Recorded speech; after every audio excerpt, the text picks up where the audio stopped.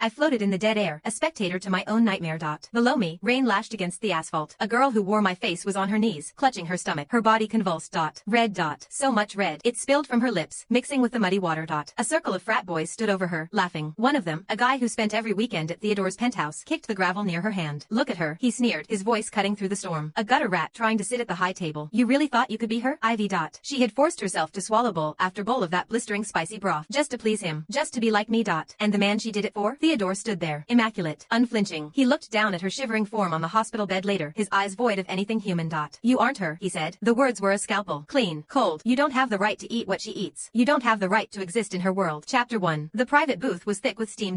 Rich, savory fog rolled off the copper pot in the center of the table. Sliced wagyu, marble perfect, sat untouched on crystal platters. I dipped a cluster of enoki mushrooms into the bubbling red broth, then switched. I dropped it into the tomato broth instead. I took a bite. Slow, deliberate. The tomato broth. I smiled. A small, tired thing. It's actually better than the spicy one. Funny. You have to try new things to realize what you've been missing. Theodore froze. His chopsticks paused halfway to his mouth. He was sharp. Too sharp. He knew how to read the silence between words. Hadley? His voice dropped an octave. What's wrong? I shook my head. I widened my smile until it reached my eyes. Nothing. I didn't tell him about the fire in my gut. I didn't tell him that the stage 4 diagnosis was folded up in my purse. I was dying. No point in ruining his dinner. I turned my head toward the floor-to-ceiling window. Outside, the wind was brutal. Winter in the city didn't forgive anyone. That's when I saw her. A girl. Thin coat. No scarf. She was holding a basket of wilting wildflowers, her face pale and stiff from the cold. My breath hitched. It was like looking in a mirror from 3 years ago. The same eyes. The same curve of the lip. Ivy. The original heroine.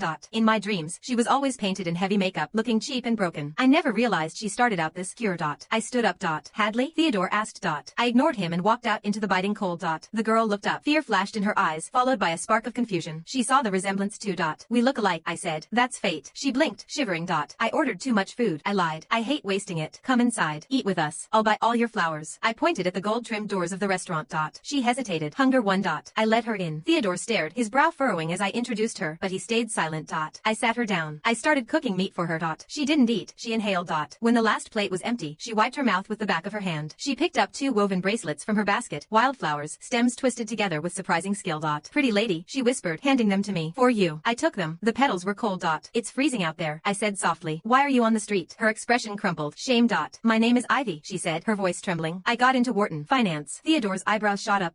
But, Ivy looked down at her hands. My mom, she said girls don't need degrees. She said we need money for the house. She took my ID. She hid my social security card. She took a shaky breath. She told me to drop out and waitress. But Wharton, they gave me a scholarship. I just need the deposit. I just need enough for the bus ticket and the first month. She looked up, eyes wet. Nobody would hire me without an ID. So, I picked flowers from the roadside. I felt a dull ache in my chest. Not the cancer this time.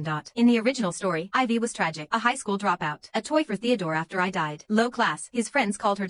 I didn't know she was a genius. I didn't know her wings had been clipped before she could even fly. I reached into my Chanel bag. I pulled out a black card. Wharton, I mused. Top of the class material. I slid the card across the marble table. If you graduate, I said, locking eyes with her, you come work for Sinclair Enterprises. My family's company. Permanent contract. You never quit. Ivy stared at the card. There's $50,000 on this, I said. Consider it a signing bonus. She gasped. The air left the room. She was hyperventilating. I won't quit. I promise. I'll make the company billions. I swear. I wrote down the pin. I scribbled my personal number on a napkin. Then I emailed a digital contract to the cracked smartphone she pulled from her pocket. Go, I said. Sign it and go. She tapped the screen frantically to sign, then turned and ran. She didn't look back. Silence returned to the booth. Theodore finally spoke. He took a sip of his wine, looking bored. Sinclair doesn't need charity cases. Hadley, you're too soft. I smiled at the steam rising from the pot. Soft? Maybe. But if the heroine has a Wharton degree, she won't be a punching bag. She won't be a cheap knockoff. Sinclair Enterprises will have a shark running it. And me? I'm dying anyway. Everything is falling into place. Chapter 2. The entrance to Wharton was a sea of bodies. Today was registration day. For me, it was a victory lap. I was the alumni guest speaker, the golden child of the Sinclair dynasty returning to her kingdom. The chauffeur opened the door of the Rolls-Royce. I stepped out. Camera flashes popped. My black swan gown swept the pavement, a stark contrast to my pale skin. I fixed my posture. Perfect. Untouchable. Then I heard it. A shriek. It tore through the polite chatter of the crowd like a rusted saw.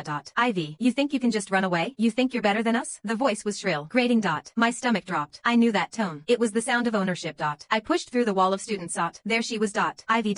She was on her knees in the middle of the courtyard. Tears streamed down her face, cutting tracks through the grime on her cheeks.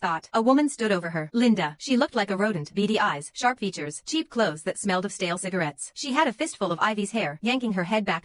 I didn't let you go to high school so you could get ideas. Linda screamed, spitting saliva. I raised you to marry rich. Your brother needs a house. He needs a wife. You're supposed to pay for that, you selfish little bitch. The crowd gasped. Phones were out. out. Recording. Ivy was shaking. A leaf in a hurricane.